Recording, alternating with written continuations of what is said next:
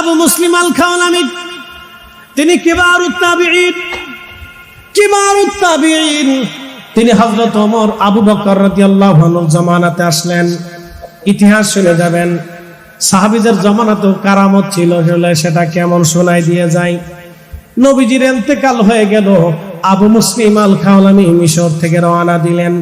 মিশর থেকে রওনা দিয়ে তিনি মদিনাতে আসলেন। মদিনা আসার পরে শুনতে পারলেন নবীজি আর দুনিয়াতে নাই।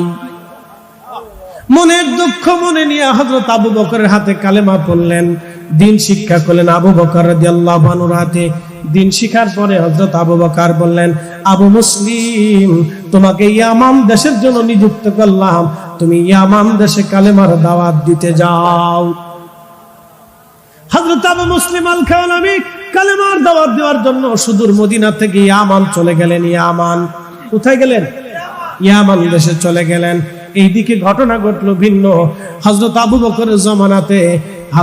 বকরের জামানাতে ভণ্ড নবীদের উদ্ভব হলো। একটা ভণ্ড নবীর নাম ছিল মুসাইলামতুল কাজ্জাব। এই ভণ্ড নবীর সাথে সাহাবীদের প্রচন্ড জিহাদ হয়েছিল। প্রায় 700 সাহাবী যুদ্ধে শহীদ হয়েছিলেন। 4টেখানি কথা না, 700-র মতো সাহাবী, তাও কারি সাহাবী, মুহাদ্দিস সাহাবী, এই যুদ্ধে শহীদ হয়েছিলেন 700 সাহাবী।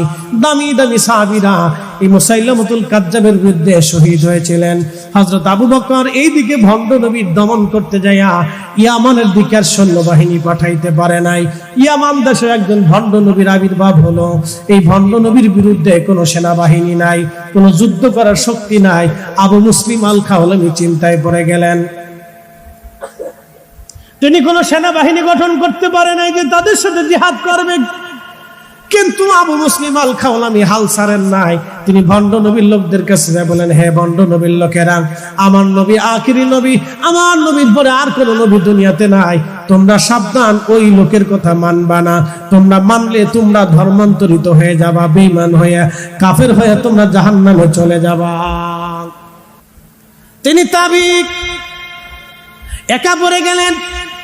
ভণ্ড নবীর বহু লোকেরা তাকে ধরে নিয়ে গেল, ধরে হাত পা বেঁধে রাখলো, তাকে মেরে ফেলবে। আবু মুসলিম আল খাওলামি বললেন, হে ভণ্ড নবীর লোকেরা, তোমাদের সাথে আমার একটা চ্যালেঞ্জ হয়ে যাক। বলে, কি চ্যালেঞ্জ? তোমরা তো আমাকে মেরে ফেলবা, কেমনে মারবা? বলে, তোমাকে আমরা আগুনের মধ্যে পুড়িয়ে মারবো। আবু মুসলিম আল খাওলামি বললেন, হে ভণ্ড নবীর লোকেরা, তাহলে একটা চ্যালেঞ্জ হয়ে যাক, তোমরা আমাকে আগুনের মধ্যে ছেড়ে দাও। আগুন যদি আমাকে পোড়ায় তাহলে আমার নবী মিথ্যা, আর আগুন যদি আমারে না পোড়ায় তাহলে আমার নবী সত্য। তোমাদের এই ভণ্ড নবী মিথ্যা নবী। একবার জোরে বলা যাবে কি ইয়া রাসূলুল্লাহ? আগুনের মধ্যে হাত পা বেঁধে ছেড়ে দেওয়া হলো। আগুন জ্বলে, কিন্তু আবু মুসলিম আল খাওলামি আগুনের ভিতরে পড়ে না। বুঝেন নাই মনে হয়? আবার জোরে বলেন, আগুন জ্বলে কিন্তু আবু মুসলিম আল খাওলামি জ্বলে না। চিৎকার মেরে জোরে বলেন আল্লাহু আকবার। মাকালের ফল দেখতে ভালো, উপরে লাল নীল ভিতরে কালো। মাকালের ফল দেখতে ভালো, উপরে লাল নীল ভিতরে কালো। মাকালের ফল চিনেননি আপনারা? মাকাল ফল চট্টগ্রাম কি বলে? হাইদা ফল। হাইদা, এই শুনেন, আমাদের দেশে মাকাল, আপনাদের দেশে হাইদা ফল। হাইদা ফল দেখতে ভালো, উপরে লাল নীল ভিতরে কালো। সারা জীবন এমনি গেল দয়াল, সারা জীবন এমনি গেল, খাইতে আমরা পারলাম না। যার ভিতরে নাই রাসূলের প্রেম, তার সাথে ভাব কইর না। মাকালের ফল দেখতে ভালো, উপরে লাল নীল ভিতরে কালো। মাকালের ফল দেখতে ভালো, উপরে লাল নীল ভিতরে কালো। ওরে সারা জীবন এমনি গেল দয়াল, সারা জীবন এমনি গেল, খাইতে আমরা পারলাম না। যার ভিতরে নাই রাসূলের প্রেম তার সাথে ভাব কইল না।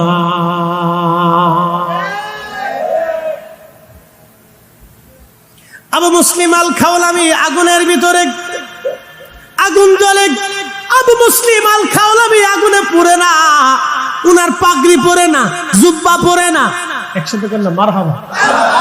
ভণ্ড নবী চিন্তায় পড়ে গেল, হায় হায় করলাম কি, হইল কি, করতে চাইলাম পুরাইতে, হয়ে গেল ওইটা। ভণ্ড নবী পালায় দৌড় দিছে, তার কিছু অনুসারীরা দৌড়াই চলে গেল। বাকি যারা ন মুসলিম ছিল, যারা ওই ইসলাম ছেড়ে দিয়েছিল, তারা হাতের মধ্যে কামড় দেয়। চিন্তায় পড়ে গেল, হায় হায় হলো কি। শেষ পর্যন্ত তারা তওবা করলো, আবু মুসলিম আল খাওলামির বিজয় হলো, লোকেরা ভণ্ড নবীকে তাড়িয়ে দিল। ওই জায়গায় ইয়ামান দেশে ইসলাম মুসলমান কায়েম হয়ে গেল।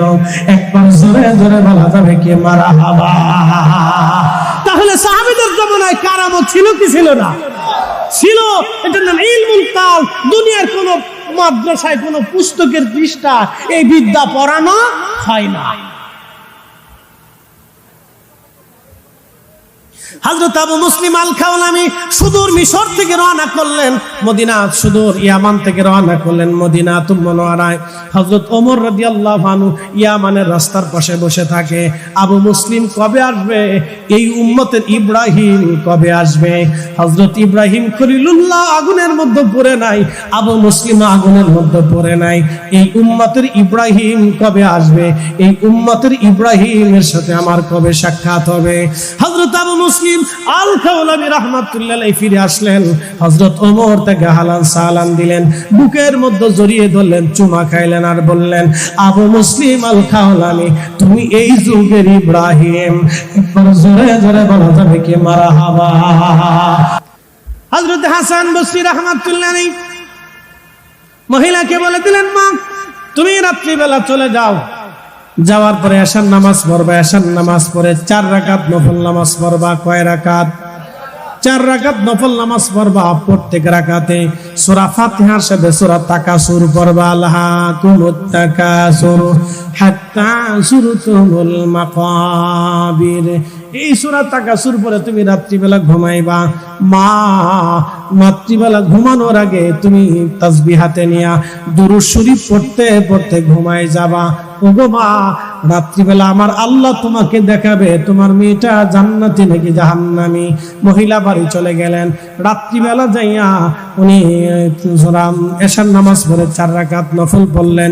সূরা তাকাসুর দিয়া নামাজ শেষ করার পরে তাসবিহ খানা হাতে নিয়া এই মহিলা দুরূদ শরীফ পড়তে পড়তে রাত্রিবেলা ঘুমিয়ে পড়লেন। স্বপ্নের ঘরে দেখতেছেন তার মেয়েটা জাহান্নামের লেলিহান শিখার ভিতরে দাও দাও করে জ্বলে।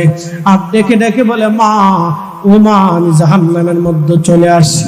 মা গো, আমার অপরাধের জন্য আল্লাহ আমাকে জাহান্নামের মধ্যে পাঠিয়ে দিয়েছে। মারে, আমি বিপদগ্রস্ত, আমাকে উদ্ধার করো। এইভাবে মেয়েটা কান্নাকাটি করতেছিল।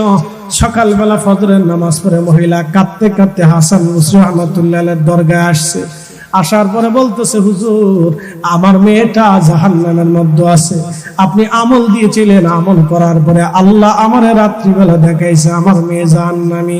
হুজুর গো, আমি কি করতে পারি? হাসান বসরি বললেন, মা তুমি বেশি বেশি করে তোমার মেয়েটার জন্য দান সদকা করো, দোয়া করো, বাকি আল্লাহর ইচ্ছা, দেখা যাক আল্লাহর পক্ষ থেকে কি ফয়সালা হয়। পরের দিন রাত্রিবেলা হাসান বসরি রাহমাতুল্লাহ আলাইহি ঘুমাইতেছে, স্বপ্নের ঘরে দেখতেছে আল্লাহর বেহেশতের ভিতরে একটা সুন্দর মেয়ে আল্লাহর জান্নাতের উচ্চ মাকাম দিয়া ঘুরে ঘুরে বেড়ায়। ছোট্ট মেয়েটাকে ডাক দিয়ে বলতেছে, মা তুমি জান্নাতের ভিতরে কিভাবে ঘুরে ঘুরে বেড়াও? জান্নাতের এত নাজ নিয়ামত কেমনে পাইছো? মেয়েটা ডাক দেখা, হুজুর আপনি কি আমার চিনেন নাই? আমি সেই মেয়েটা, যে মেয়ের খবর জানার জন্য আমার মা আপনার কাছে গিয়েছিল।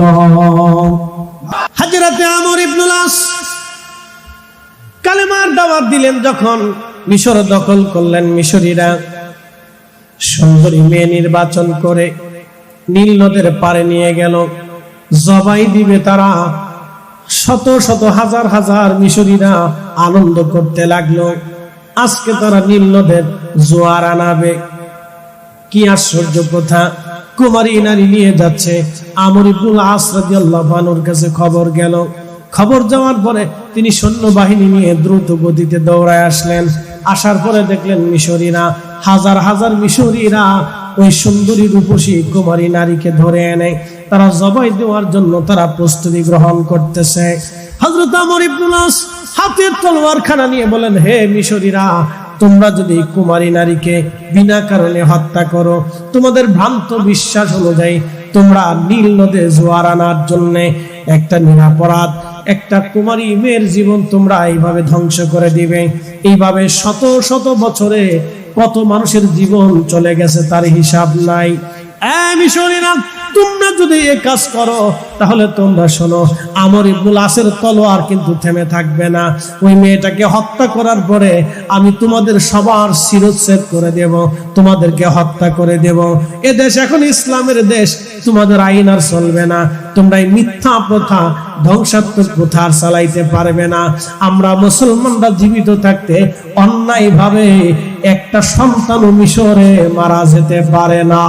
একবার জোরে বলা যাবে কি মারহাবা। ইসলাম ও মুসলমানের কাছে এই পৃথিবী কত নিরাপদ ছিল দেখেন। আমর ইবনুল আস বললেন, না, নিরাপদ কোনো মেয়ে মরতে পারে না। তখন মিশরীরা বলল, হে আমর ইবনুল আস, ঠিক আছে, আমাদের বিশ্বাস অনুযায়ী এই আমরা কুমারী নারীকে হত্যা করার পরে, জবাই করার পরে নীল নদের ভিতরে পানি আসে, জোয়ার আসে। হ্যাঁ আমর ইবনুল আস, তোমরা তো মুসলমান, তোমরা কালেমা নিয়ে আসছো, তোমাদের সাথে আমাদের কোনো ঝগড়া হবে না, দ্বন্দ্ব হবে না, কিন্তু একটা শর্ত আছে। আমর ইবনুল আস, তাহলে আমরা এই কুমারী মেয়েকে হত্যা করব না, কিন্তু শর্ত হলো যদি তোমরা নীল নদের পানি এনে দিতে পারো তোমরা মুসলমানেরা, তাহলে আমরা এই কুমারী নারী আর হত্যা করব না। আমর ইবনুল আস চিন্তায় পড়ে গেলেন, আমি নীল নদের জোয়ার কেমনে আনাবো? জোয়ার তো আর আমার কথায় আসে না, জোয়ার তো আর আমার হুকুমে আসে না, জোয়ার তো আর আমি আনতে পারবো না। কিন্তু আমর ইবনুল আস ডাক দিয়ে বলেন, হে মিশরবাসীরা, আমাদের একজন আমির আছে, আমিরুল মুমিনিন, খলিফাতুল মুসলিমিন হযরত ওমর। আমি হযরত ওমরের কাছে চিঠি পাঠাবো, উনি যা সিদ্ধান্ত দিবে তাই মানতে হবে।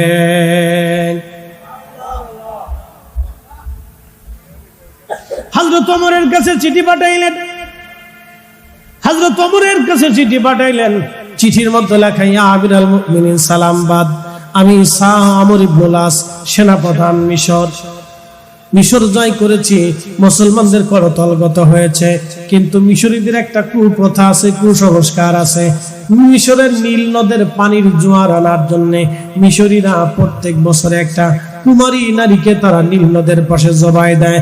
রক্তগুলি গড়াইয়া গড়াইয়া নীল নদের পানির সাথে মিশে যায়। নীল নদের পানির সাথে যখন রক্ত মিশে যায় তখন নীল নদের জোয়ার আসে। ইয়া আমিরুল মুমিনিন, আমি বাধা দেওয়ার পরে মিশরীরা বলছে, যদি তোমরা মুসলমানরা যদি এই কুমারী মেয়েকে হত্যা করার বিপরীতে তোমরা পানি এনে দিতে পারো, জোয়ার এনে দিতে পারো, তাহলে আর কোনোদিন তারা নীল নদে এই কুমারী হত্যা করবে না। আমিরুল মুমিনিন, আমি এখন কি করব? আপনার চিঠির অপেক্ষায়, ফয়সালার অপেক্ষায় আমর ইবনুল আস অপেক্ষা করবে। আমিরুল মুমিনিন, হযরত ওমরের কাছে চিঠি চলে আসলো মদিনাতুল মুনাওয়ারায়। চিঠিখানা পড়লেন হযরত ওমর। চিঠিখানা পড়ার পরে হযরত ওমর রাদিয়াল্লাহু আনহু আরেকখানা চিঠি তিনি লিখলেন। চিঠির মধ্যে তিনি লিখলেন, হে নীলনদ, আমি খলিফাতুল মুসলিমিন হযরত ওমর বলতেছি, নীলনদ, তুমি যদি আল্লাহর হুকুমে প্রবাহিত হয়ে থাকো নীলনদ, তাহলে আমি ওমর বলতেছি তুমি আল্লাহর হুকুমে প্রবাহিত হয়ে যাও। হে নীলনদ, তুমি যদি আল্লাহর হুকুমে প্রবাহিত না হইয়া তোমার নিজের শক্তিতে প্রবাহিত হয়ে থাকো, তাহলে আমি ওমর বলতেছি তোমাকে প্রবাহিত হতে হবে না। একসাথে জোরে বলেন আল্লাহু আকবার।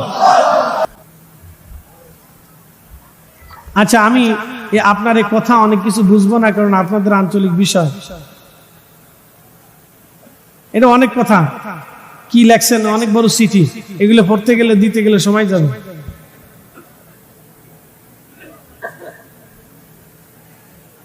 মাগরিবের আজানের সময় নাকি সব ঘরের দরজা বন্ধ রাখতে হয়, তখন নাকি জিন আর শয়তান নাকি ঘরের ভিতরে ঢুকে যায়। কিন্তু আমরা ছোট থেকে দেখেছি সন্ধ্যার সময় সব দরজা খোলা রাখতে। সত্য কতটুকু? আচ্ছা শোনেন, এই কথার একটা ছোট্ট জবাব আমি দিচ্ছি।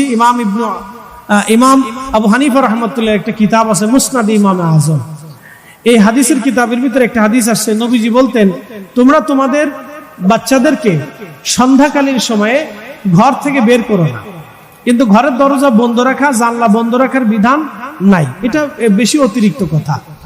নবীজি বলতেন এই সন্ধ্যাকালীন সময় একটা বিশেষ জাতিকে আল্লাহ দুনিয়াতে বিচরণ করার অনুমতি দেয়। সেই বিশেষ জাতির নাম হচ্ছে জিন জাতি। জিনেরা সন্ধ্যাকালীন সময় বের হয়। আমরা যেমন সকালবেলা বের হই, জিনেরা সন্ধ্যায় বের হয়। জিনেরা সারাদিন তারা দিনে ওরা ইয়াতে থাকে আর রাতে ওরা বের হয়, আর আমরা রাতে বিশ্রাম করি, দিনে বের হই। এই জন্য জিনেরা সন্ধ্যায় বের হয়।